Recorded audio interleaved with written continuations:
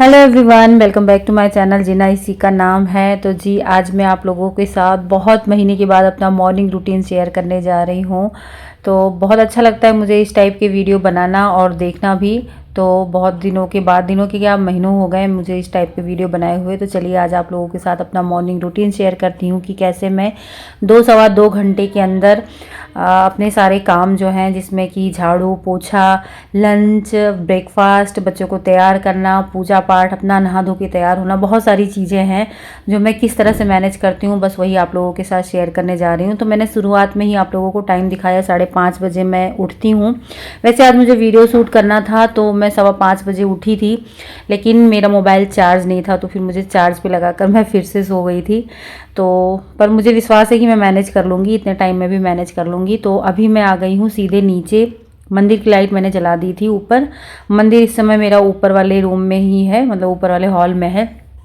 तो अभी मैं आ गई हूँ नीचे। तो नीचे जब तक मैं ना यहाँ पर दूध चढ़ा दूँगी धीमी आंच पे, एकदम लो फ्लेम पे। और अजवाइन का पानी या सौंफ का पानी जो भी है मैं बदल बदल के पीती हूँ, वो मैं रख दूँगी लो फ्लेम पे। तो वो धीरे धीरे अपना दूध जो है वो गर्म होता रहेगा और अजवाइन वाला जो पानी है वो भी धीरे धीरे खौलता रहेगा। थोड़ा सी उसको मैं ज़्यादा देर तक खौलाती हूँ, लेकिन एकदम लो फ्लेम पे कर दूँगी। और उसके बाद मैं इस टाइम पे खा लूँगी थायराइड की गोली। मुझे थायराइड है तो सुबह उठ के मुझे ये टेबलेट खानी पड़ती है। तो मैंने जग में जो पानी गर्म करने वाला जग होता है ना, उसमें रख दिया है अपने लिए पानी गर्म करने के लिए। सुबह मैं 1 गिलास गुनगुने पानी के साथ थायराइड की गोली खाती हूँ। तो जब तक वो पानी गर्म हो रहा है तब तक मैं यहाँ पे मैंने जो रात में बर्तन धुले थे वो सारे बर्तन खाली कर दे रही हूँ। तो जी बर्तन अभी पूरे खाली भी नहीं हुए थे, तब तक मेरा पानी गर्म हो गया। हल्का मैं गुनगुना ही करती हूँ। तो अब मैं खा ले रही हूँ अपनी दवा। तो इस समय मैं ना 100 mg की दवा, बृहस्पतिवार तक 100 mg की दवा खाती हूँ। उसके बाद फ्राइडे, सैटरडे और संडे 50 mg की दवा खाती हूँ। मुझे डॉक्टर ने इसी तरह से सजेस्ट किया है, तो मैं इसी तरह से ले रही हूँ। अभी मुझे डॉक्टर को फिर से दिखाना है, देखते हैं कब जाना होता है। तो दवा खाने के बाद अब जो भी बर्तन बचे हैं उनको मैं खाली कर लूँगी और फिर से मैं चली जाऊँगी ऊपर। तो जो लोग मेरे व्लॉग पहली बार देख रहे हों उनको मैं बता दूं, मेरा घर ना काफ़ी बड़ा है, ऊपर वाले की दया से, ऊपर वाले की कृपा से काफ़ी बड़ा है। तो जितना नीचे है उतना ही ऊपर भी है। 2 रूम, बरामदा, किचन और बाहर जो है पोर्च और अच्छा खासा आंगन है, उसी तरह से ऊपर भी है। तो हम लोग ऊपर रहते हैं, मतलब मेरा कमरा ऊपर है और नीचे किचन है। किचन कई बार मैं ऊपर भी शिफ्ट कर लेती हूँ, लेकिन उसके बाद सिस्टम मतलब सारा गड़बड़ा जाता है, क्योंकि मम्मी पापा नीचे रहते हैं, जो भी गेस्ट आते हैं नीचे आते हैं, तो फिर मुझे नीचे ही करना पड़ता है। तो ऐसे ऊपर नीचे चलता रहता है। खैर अभी मैं ऊपर आ गई हूँ तो मैं लगा ले रही हूँ झाड़ू। तो मैं बता दूँ, पहले भी मैं झाड़ू लगाती थी नीचे वाले एरिया में। तो मंदिर मेरा नीचे था तो पहले मैं नीचे झाड़ू लगाती थी, क्योंकि मैं नहा धोकर पूजा करती हूँ तो मेरा ये रहता है कि कम से कम झाड़ू लग जाए। मेरे यहाँ पहले हाउस हेल्पर आती थी, वो सारा काम करती थी। तो लेकिन मैं झाड़ू तब भी लगाती थी, तो ये रहता था कि मैं झाड़ू लगा के पूजा कर लेती हूँ। जब भी वो आती थी अपना पोछा ओछा लगाती थी। तो अब देखिए मेरा मंदिर ऊपर आ गया है, तो मतलब मैंने ऊपर शिफ्ट करा लिया है। तो अब मैं जो है ऊपर की सफाई करती हूँ। तो अब मैं सिर्फ झाड़ू ही नहीं लगाती हूँ, झाड़ू के साथ साथ पोछा भी लगा लेती हूँ, क्योंकि मुझे ना मेरा काम करना, मेरे घर का काम करना मुझे खुद से ही अच्छा लगता है। मुझे किसी का भी किया हुआ काम समझ में ही नहीं आता, पसंद ही नहीं आता है। मेरी मजबूरी है कि मेरा घर इतना बड़ा है कि मुझे हाउस हेल्पर की हेल्प लेनी पड़ती है, क्योंकि मेरे जॉब की वजह से, समय के अभाव की वजह से मैं ऊपर नीचे पूरा सुबह के टाइम पे नहीं कर सकती हूँ। सुबह के टाइम पे क्या, शाम को भी इतना ही व्यस्त रूटीन मेरा होता है, तो इसलिए मुझे हाउस हेल्पर की हेल्प लेनी पड़ती है। लेकिन अभी ना फरवरी स्टार्टिंग से मैंने पोछा भी लगाना स्टार्ट कर दिया है, कि मतलब मुझे अच्छा, मैंने बताया ना मुझे साफ़ सफाई करना अच्छा लगता है। तो जी अभी झाड़ू लगाने के बाद अब मैं करूँगी अपना 15 से 20 मिनट योग, क्योंकि मैंने, जैसे कि मैंने पिछले व्लॉग में, प्रीवियस व्लॉग में आप लोगों से शेयर कर रखा था कि मेरे व्लॉग क्यों नहीं आ रहे थे, क्योंकि मैं सीटेट एग्ज़ाम की तैयारी कर रही थी। तो मुझे ना बिल्कुल टाइम नहीं मिलता था, क्योंकि मैं कोचिंग मतलब कोचिंग मैंने ज्वाइन किया था, तो वहाँ कोचिंग में भी 3 साढ़े 3 घंटा मुझे देना होता था, स्कूल घर के साथ साथ।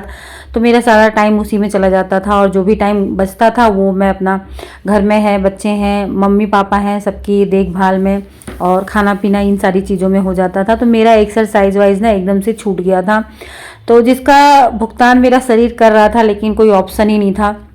लेकिन अब जब से मैंने एग्ज़ाम दे दिया है तब से मैं फिर से अपने रूटीन पे आ गई हूँ और फिर से मैंने अपनी एक्सरसाइज शुरू कर दी है। तो सुबह ज़्यादा तो नहीं, लेकिन मैं 15 मिनट, जो भी हमारे लिए खास करके महिलाओं के लिए आफ्टर 40 एज में जो भी सबसे ज़्यादा ज़रूरी है वो सारे एक्सरसाइज में मतलब योग वो मैं करती हूँ, जिसमें अभी आप लोगों ने देखा तितली आसन है और ये चक्की चलाने वाला आसन है, उसके बाद सूर्य नमस्कार है, सेतुबंध आसन है और कपाल भारती और अनुलोम विलोम। तो ये सारी चीज़ें मैं करती हूँ और सच बताऊँ इससे बहुत फ़र्क पड़ता है, क्योंकि मैं एक्सरसाइज भी करती थी। आप लोग अगर मेरे बहुत पुराने वीडियो देखेंगे 1-2 साल पहले के, तो मैं एक्सरसाइज भी करती थी शाम के टाइम आधा घंटा। तो फ़र्क देखिए एक्सरसाइज करने, मैंने इसलिए एक्सरसाइज करना स्टार्ट किया था क्योंकि मुझे अपना वेट लॉस करना था।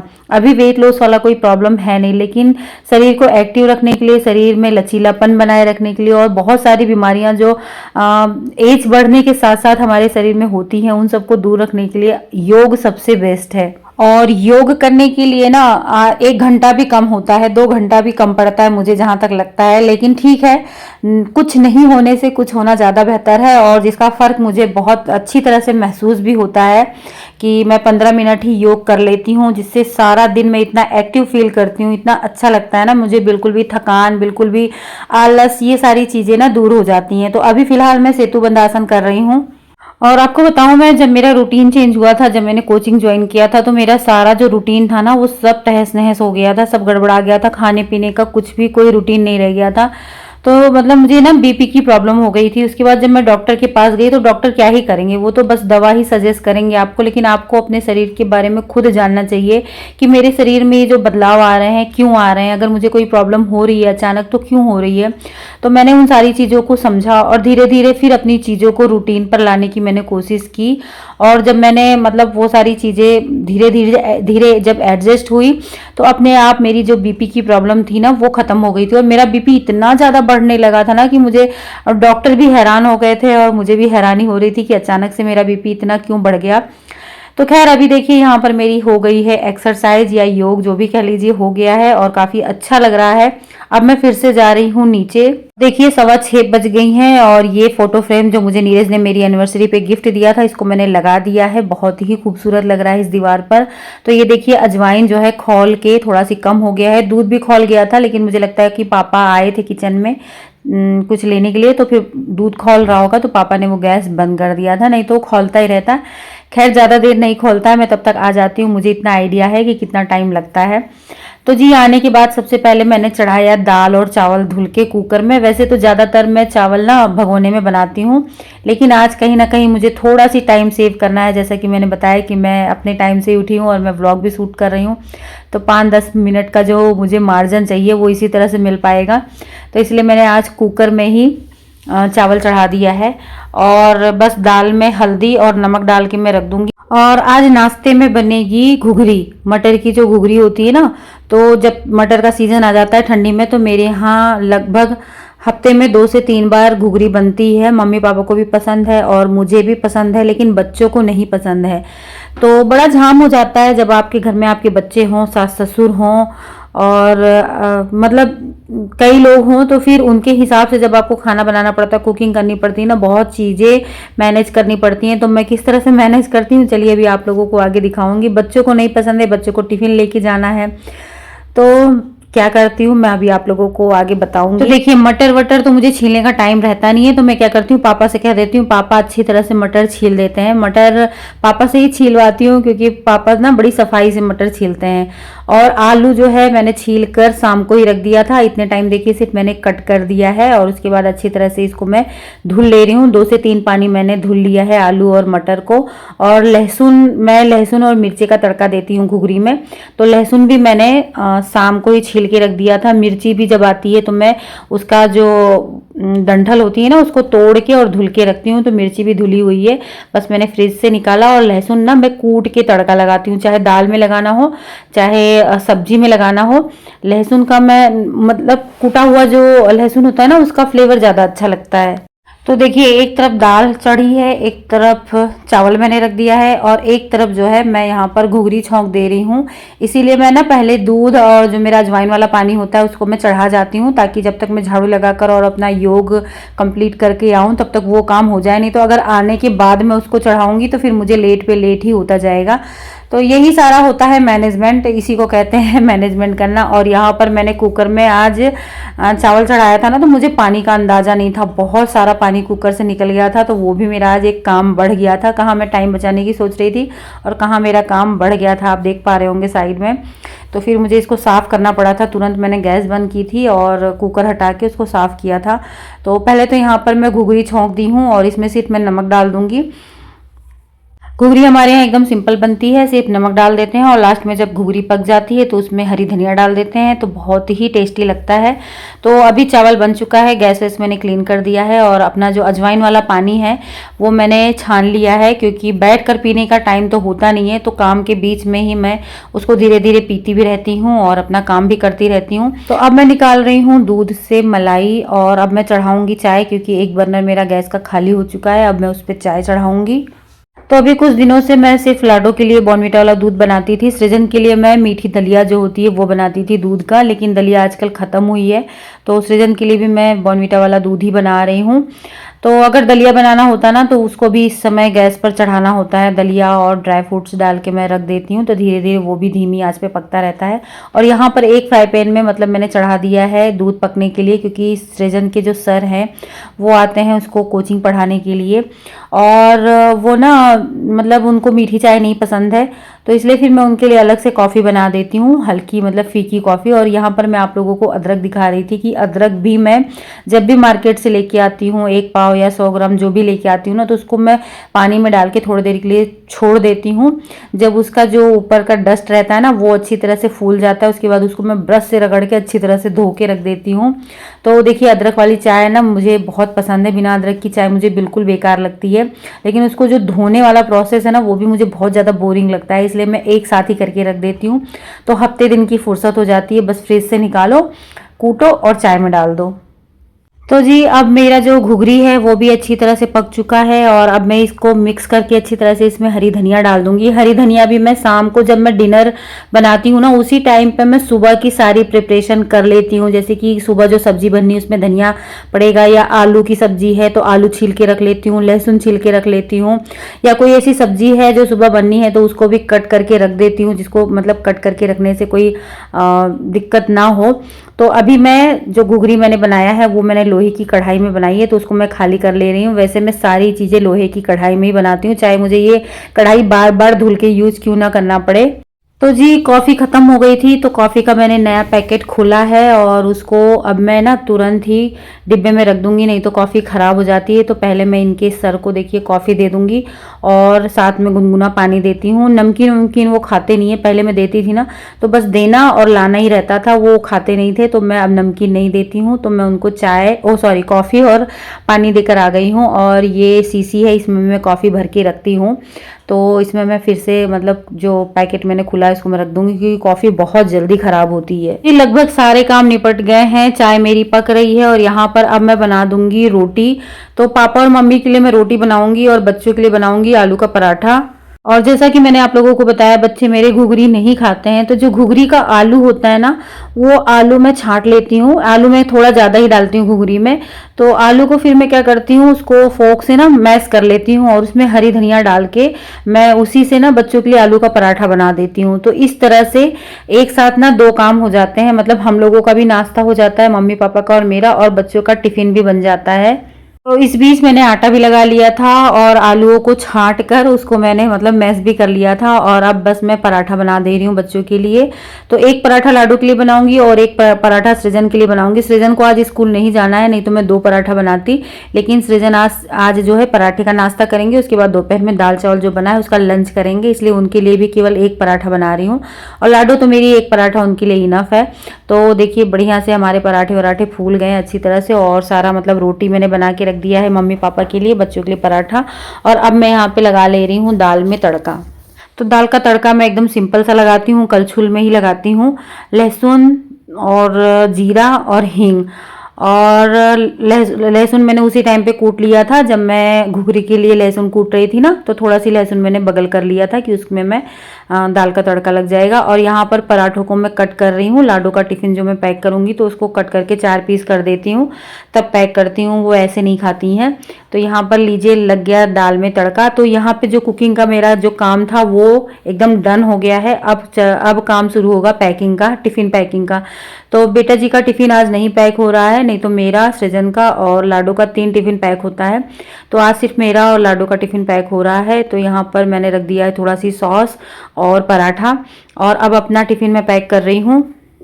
तो अभी मैं आप लोगों को मूली दिखा रही थी ना, तो मैं ये बताने की कोशिश कर रही हूँ कि मूली भी, जो भी सलाद मुझे खाना होता है उसको भी मैं शाम को ही छील के धुल के अच्छी तरह से रख लेती हूँ, ताकि मैं लंच में सलाद लेकर जा सकूँ। तो देखिए मेरी टिफ़िन में क्या है, चावल, सलाद, सब्जी और दाल, और मैंने एप्पल भी कट कर लिया है। अच्छा, सब्जी ने ये शाम की है तो फ्रिज में रखी थी, तो सब्जी भी मैंने ले लिया। मेरा रोटी खाने का आज नहीं मन है, तो मैं दाल चावल सब्जी खाऊंगी। और जो भी बर्तन थे वो मैंने खाली करके रख दिए हैं।